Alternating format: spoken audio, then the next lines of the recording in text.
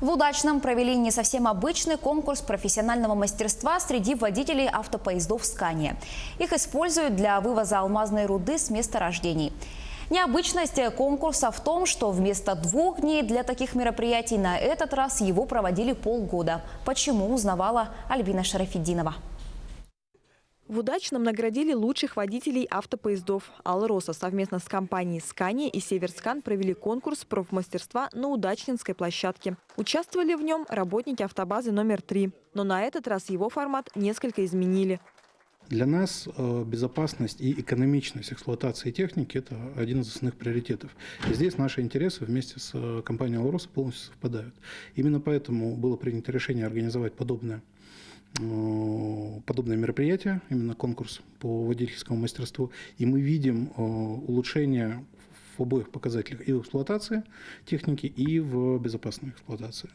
Оценивать мастерство водителей решили без отрыва от производства. В течение полугода с 1 марта в автопоездах «Скания» начали использовать систему мониторинга Fleet Management System, установленную в каждой машине. В режиме реального времени программа передает данные о работе транспорта и самого работника. С ее помощью фиксировали, например, превышают ли скорость водители, экономично ли расходуют топливо и правильно ли управляют техникой. Конкурс проходил порядка 6 месяцев.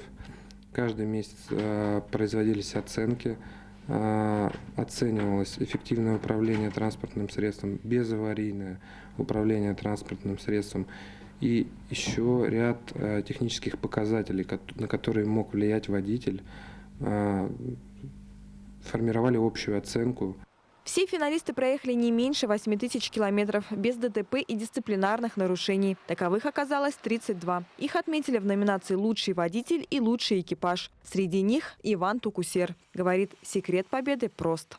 Лучший экипаж оказался. Вот так получилось. Ну что, работаем. Мы сюда приехали работать, соблюдать технику безопасности и все это подобное. Замечания от начальства, чтобы поменьше нарицаний было. И техника, чтобы работала, самое главное. Все победители получили подарки и денежные премии. А организаторы, в свою очередь, отметили, конкурсы такого формата будут продолжать. Альбина Шарафетдинова, Дмитрий Храмкин, телеканал «Алмазный край».